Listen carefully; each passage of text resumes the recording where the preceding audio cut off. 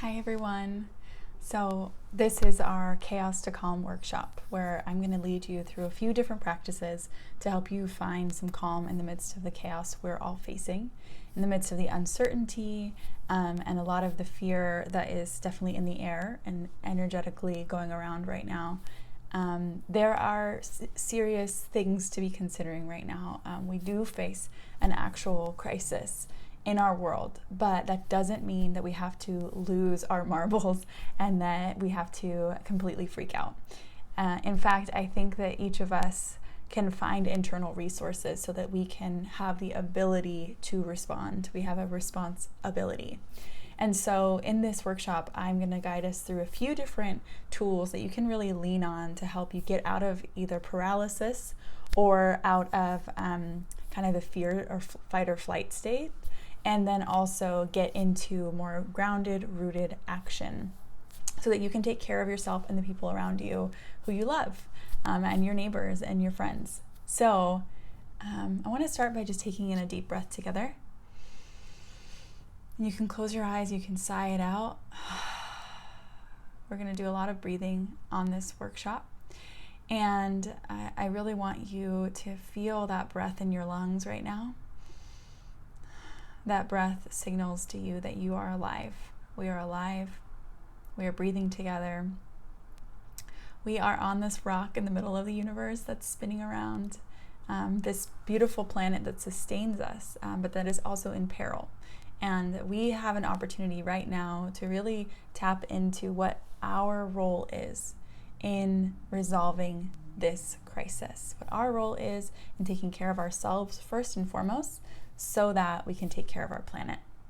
And so I want to invite you into thinking that way, rather than only self-preservation, rather than only fear and anxiety, to think about what is your role in this greater vision. 5 years from now, how do you want to say that you responded to this crisis? Because I really believe that if you're watching this, you are a person who cares, you are a person with ability, with a big heart, and with a mind that can really think beyond just this present moment and make this a mark for the rest of your life. Okay, so let's dive in. The first thing I want to do is a journaling practice. So I encourage you to grab a journal. You can pause this video and you can come back. Grab a journal, something you can actually physically write with. Maybe it's even a scrap piece of paper. Because the most important piece of starting this process, getting out of your fight or flight, of getting out of your overactivated nervous system, is to make the unconscious conscious. And my favorite way of doing that is actually through journaling. Through journaling out the thoughts, words, and experiences that you're feeling so that they don't feel stuck and lodged into your brain, but they actually can have somewhere to go. Writing things out and speaking things out is a really powerful way to release the attachment that you have to those things, and also to get into your power rather than letting the thoughts, feelings, or observations have power over you. Okay, so hopefully by now you have your journal and you have a pen. And together, let's take another deep inhale. Release, sigh it out. This first exercise might be a little bit challenging for you, but trust me when I say that after we do this, I will help you to regulate your anxiety, your nerves, your heart. So just stick with me, because this might actually bring up a little bit of nerves, but then I promise we will handle those and we will come back into peace. So the first exercise is in your journal to write down all your worries and fears. Really write them out. Give them language. Because right now you might be feeling anxious or worried. If you clicked on this video, if you decided to watch this, you probably are experiencing some anxiety. But without words to explain the anxiety, it's just fogging up your mind. So put words to your feelings and put them down on the page. And you can pause this video if you need more time. Some of the things that I wrote down were, this was a few days ago, I said, I'm worried that we won't have enough food. I said, I'm worried we're going to be stuck in this house forever. I said, I'm worried the people that I love will die. I'm worried that others aren't taking care of themselves the way they should be. And I'm specifically worried that my mom will get this and that she will pass, because my mom's very immunocompromised.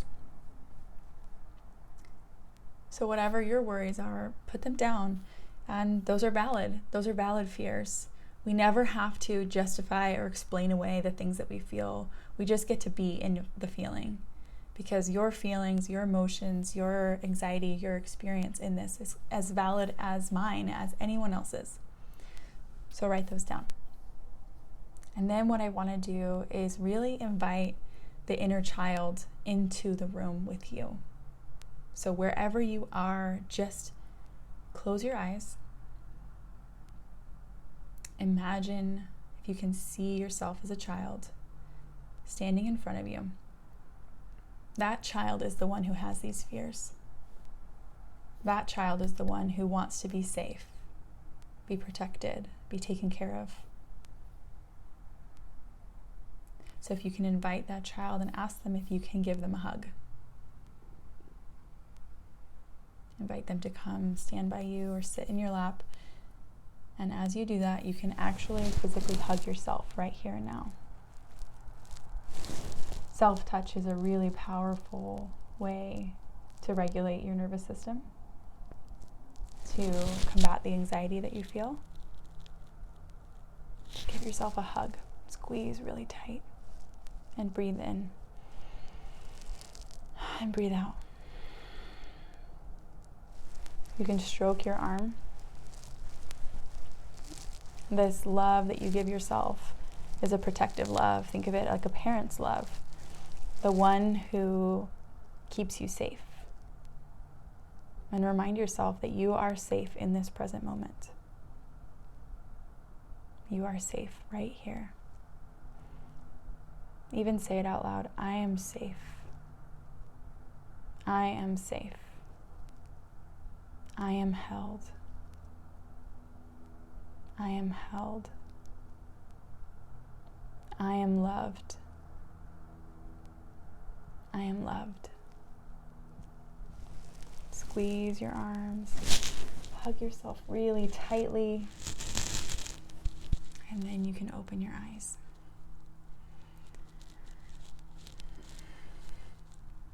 A lot of the work I do is related to that inner child. A lot of my personal work and the work I do with clients. And whenever you can start bringing that child to the forefront and recognize that the child is the one who fears in you, and you can be the one who alleviates those fears and cares for that person, cares for that child, that's a really powerful tool. So I encourage you to do that whenever, if ever you're feeling fear or anxiety about this, just close your eyes and see yourself as a child and just say, I got you. I'm going to take care of you. Because you have the ability to do that. As an adult now, you can take care of yourself. I truly believe that. Okay, so the next journal prompt is going to be a 2-column journal. So we're building. First we talked about our worries. Now we're going to talk about our influence, what you can actually control in this situation. One of the things that causes many of us to go into anxiety and fear and panic is a loss of control, or a perceived loss of control.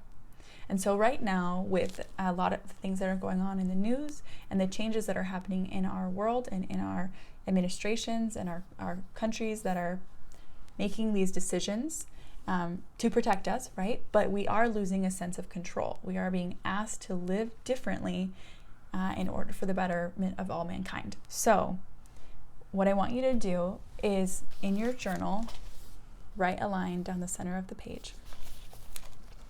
On the left side, I want you to write things I cannot control, and then list those things out. So for instance, my things I cannot control, I wrote, I cannot control who actually gets this virus. I cannot control other people's behaviors, and I cannot control the future. So write that for yourself, and of course, pause this video if you need more time.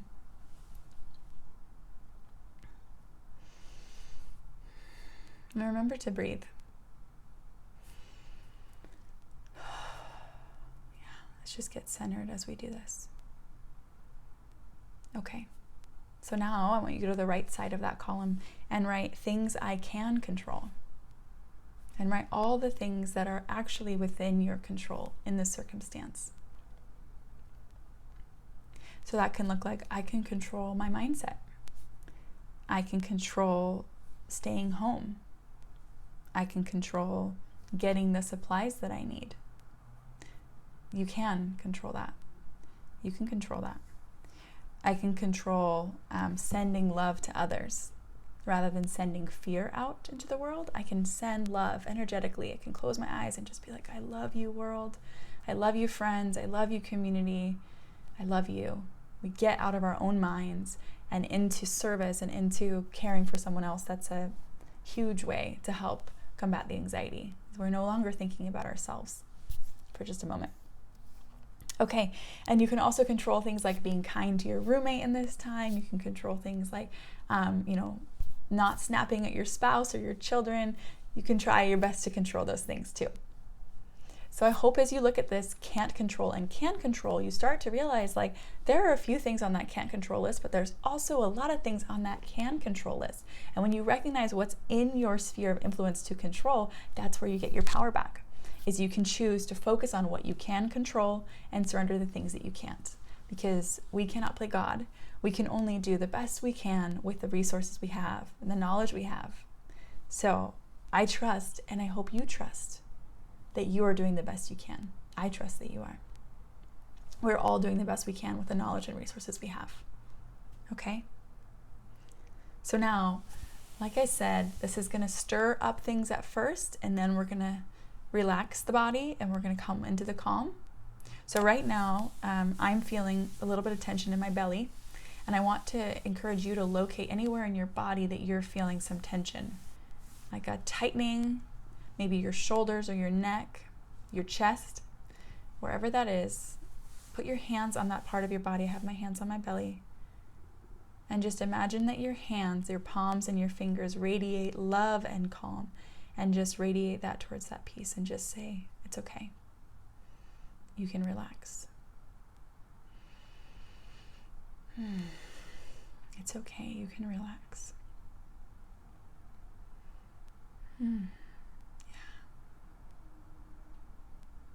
You take a few breaths. It might take a few breaths to relax that piece. And you can pause if you need more time. Yeah, it's already disseminated for me. Bringing attention and love to the areas that feel constricted, and then allowing it to release out of the body. Super powerful. Okay, all right. I just love you guys. I love everyone who's watching this. I'm sending you love. It's just crazy, the paradox of this crisis, which I think crisis and tragedy has the opportunity to divide us or to unite us. And I hope, like me, that you are feeling that this is uniting us, because I truly think that it can. It really can. Okay, so let's go into the second phase, which is breathing. So we're going to do a breath, movement, and sound experience together. So get yourself comfortable, get yourself ready. I'm going to lower my chair just a tad, sit back in my chair, and put my feet firmly on the ground. I love to start any kind of like breath or meditation with rubbing my thighs, my upper thighs, and just the tops of my legs. So I encourage you to do that too. That helps to get us even more grounded. You feel your legs, you feel your thighs, the largest bone in your body, your femurs, right? Just feeling that rootedness. It's connected to your sit bones, which root you down into the earth and onto your chair. So feel that, okay? And then this breath exercise, we're gonna start by just doing kind of a continuous breath, inhale to exhale. And in the inhale, we're gonna do deep inhales. Exhales, we're gonna do sounding, kind of releasing, sighing exhales. So it's gonna look a little like this. And you're gonna feel free. I'm going to invite you to make whatever sounds, groans, moans, screams, sighs, whatever needs to come out.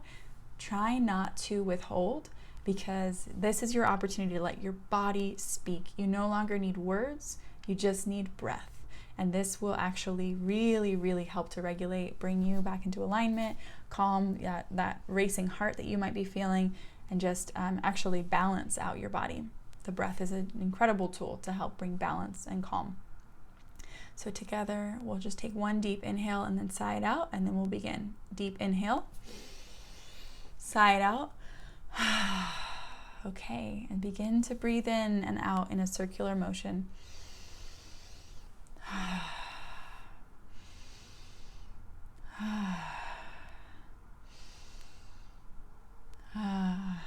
do this for a minute or so together, maybe a couple minutes.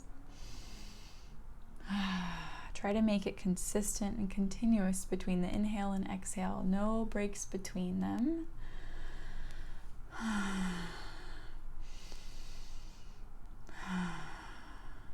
Feel free to move your shoulders, your head. I always feel like I need to just rotate and circle my head as I do this.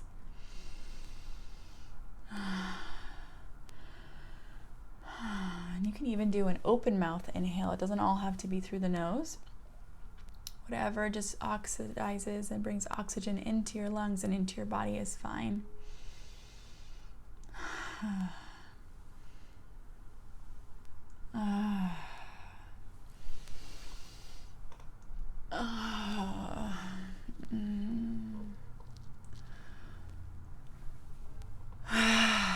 Consider doing like a really forceful exhale just to get everything out.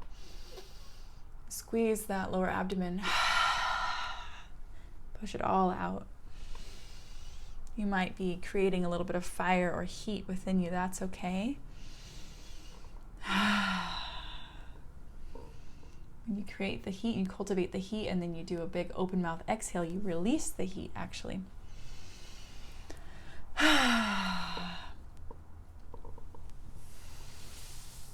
Now I invite you to start moving if you're not already. Move and even touch, like you can touch your ribs.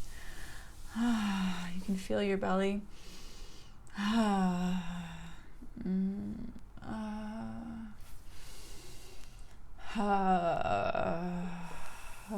Rub your legs.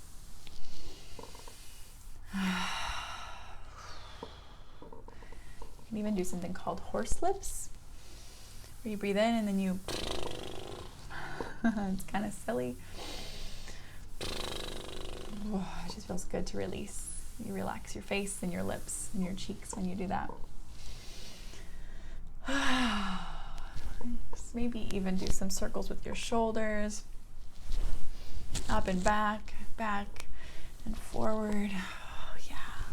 Move all that connective tissue in your shoulders and in your upper back. My sweater doesn't want to stay on. Okay, a few more. We'll do 30 more seconds. However you've been holding back, release. Maybe that means opening up your chest and your arms and your wingspan, reaching up. You can throw your arms. You can shake your hands. Shake your head. Let your body speak.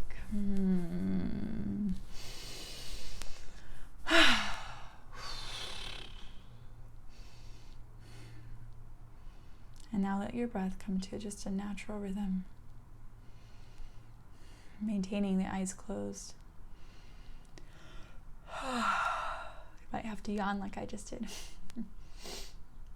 My coach tells me that yawning is just moving energy out of the body, so it's okay to yawn. And when you're ready, you can flutter your eyes open. Okay, hopefully with that, you're feeling the release of energy. You're feeling a little bit calmer. Put your hand over your heart. Feel your heartbeat under your palm. Wait until you feel it.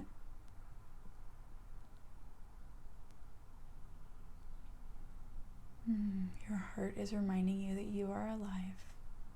You are here. You are present. Okay. So the next thing I want to do is talk about some mantras. So mantras are another beautiful way to regulate an overactive nervous system. And so I want to lead us through one mantra that has a couple of variations, and we'll just keep repeating it. Okay, so take a deep breath in, exhale, and repeat after me. I breathe in calm. I breathe out fear.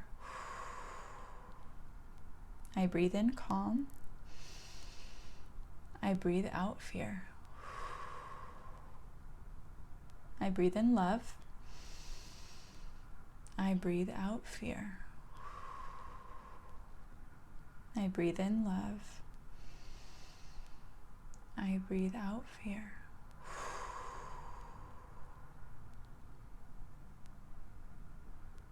I am safe. I am loved. I am safe. I am safe. I am loved. I am safe.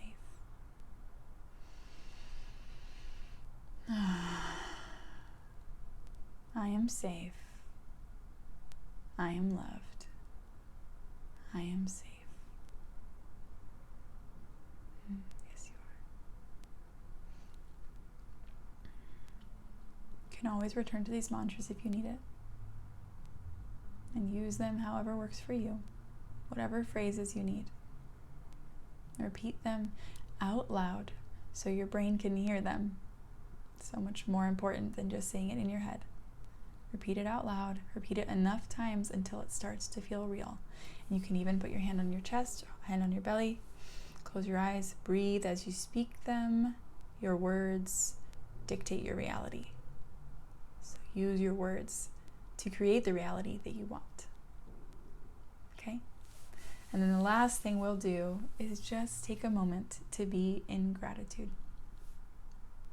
Wherever you're sitting right now, I want you to just let your eyes wander around your space. Don't look at the screen. Just wander around and see something that makes you smile. Could be the simplest little thing.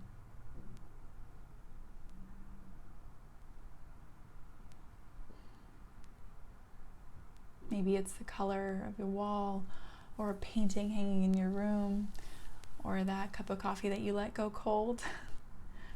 Whatever it is, just focus on that and send gratitude to that thing.